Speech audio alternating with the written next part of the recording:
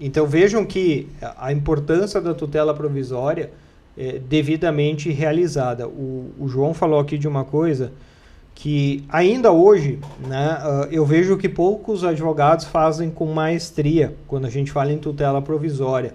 Ou às vezes nem pensam. Imaginem esse nosso caso, né? Em que a gente lá às 6 horas da tarde fomos contratados para tentar evitar um leilão que aconteceria no outro dia. Como você faz uma ação completa, com todos os pedidos, com todas as especificações, fundamentos? Como que você faz isso do dia para a noite da maneira, né, mais completa possível? Às vezes é difícil.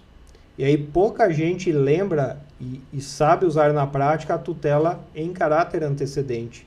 São poucas pessoas que sabem fazer isso, que foi o que aconteceu no nosso caso. Não havia tempo hábil para você fazer toda a estrutura da ação, todos os pedidos necessários. Então, basicamente, se entrou, né, com o pedido de tutela, porque lembre-se, não tinha processo, era uma alienação fiduciária. Então, ajuizamos um processo cujo pedido, a princípio único nesse momento, era o da tutela, né, da tutela provisória, para evitar que o leilão fosse realizado. E aí depois, né, uma vez concedida a tutela, teria o prazo, né, para fazer o aditamento da petição inicial e aí fazer todo o restante que o procedimento exige. Mas isso é importante para vocês verem, né, como saber manusear um instrumento correto. Talvez muitos fariam a petição completa, faria a tutela em pedido incidental, mas a petição não ficaria tão rica, não ficaria completa por causa da urgência. E aí no afã de querer fazer tudo, né, esquecendo muitas vezes dessa possibilidade da tutela antecedente. E aí você falou num ponto que eu entendo muito importante, né? A gente bate muito, eu pelo menos costumo bater muito na tecla da questão do suporte probatório, né? Do lastro probatório que a gente vai trazer para a tutela, né? A gente tem que lembrar que o próprio Código de Processo Civil, ali no seu artigo 300, ele fala que para a concessão da tutela provisória calcada na urgência, né, há necessidade de demonstração de elementos que evidenciem a probabilidade do direito, perigo de dano e risco ao resultado útil do processo, né? Então, quando a gente traz a questão de elementos que evidenciem a probabilidade do direito, a gente não está falando aqui em uma prova irrefutável, né? Mas a gente precisa também ter uma prova que seja que case com a plausibilidade daquilo que está sendo alegado, né?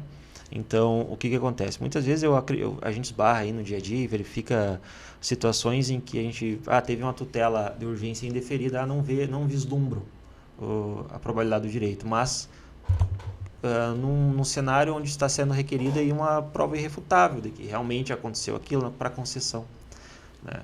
Então, existe também muito essa questão da necessidade porque a tutela de urgência em si, por ser uma análise sumária, né, ela justamente é calcada aí no juízo de incerteza, né, e não da certeza absoluta do que o fato aconteceu, pois isso aí demandaria realmente uma dilação probatória em caráter exauriente, né?